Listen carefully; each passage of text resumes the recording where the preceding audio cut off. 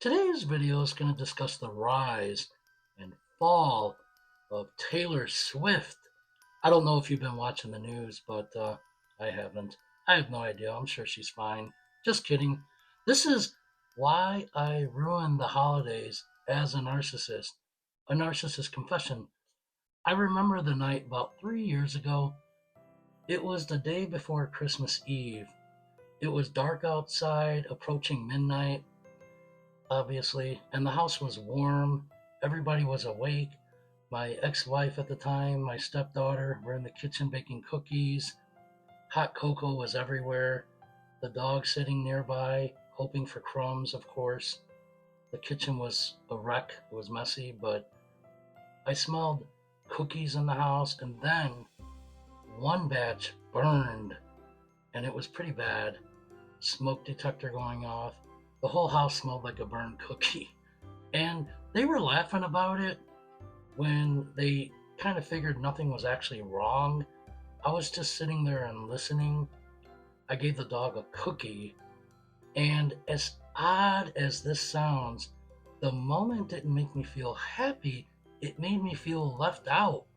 Not because they were excluding me, but because I believed they were, and I wasn't happy about it. I felt like I was watching a family that I wasn't really a part of. And that's when it all started. They were having a good time laughing, and I gave the dog another cookie, and my wife raised her voice and told me not to feed the dog cookies. It wasn't dramatic, it wasn't abusive, but in that moment it landed wrong, unfortunately. Now, it wasn't just the cookies, it was the way she was raising her voice. And I didn't like the way the house smelled. I didn't like feeling corrected. I didn't like the mess in the kitchen. I didn't like feeling out of place.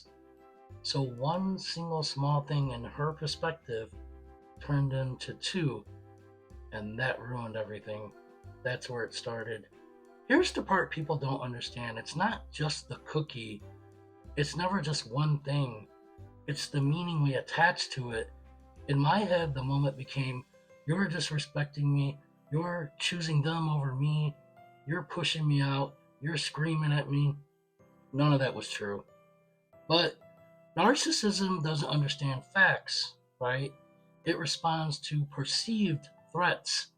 So instead of saying anything, I just reacted. The mood shifted, the laughter stopped, the kitchen went quiet, and slowly, without anyone saying anything, the holiday changed right then and there. My wife knew by me not speaking, holding my head down, and not talking back to her, something was wrong, something felt off. Everybody knew it. And something in me felt stabilized. I felt better. And not happy, of course, just grounded, I guess. Now the attention was on me. It was anchored to me now. Now, that's not something I was aware of at the time. It's something I know now. But for a narcissist, holidays concentrate joy, and it highlights absence, the internal void of the narcissist.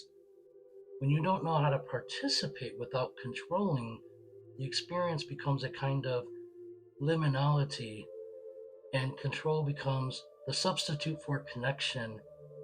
So it's always the best course of action to ruin the holiday, to regain our footing and stabilize ourselves. And disruption is the fastest way for a narcissist to do that. And what I didn't see back then that I do see now, and what everyone else was telling me at the time, nobody was happy in that moment except me. My wife was trying to keep peace. I was ignoring her. And it grew and spiraled and snowballed until the next day. I didn't say a single word. And she obviously knew what was happening. Silent treatment. Her son stayed distant out of fear. He didn't want to make things worse. My stepdaughter at the time stayed distant. They didn't want to make things worse. Tension was there. So I didn't ruin the holidays because I hated happiness. It just exposed me. I felt exposed. seeing people relaxed and connected didn't soften me. It reminded me that I didn't know how to feel whole without being the center of attention. That's not cruelty, it's just the disorder doing this. And the disorder leaves damage behind. That Christmas Eve spiraled into something terrible.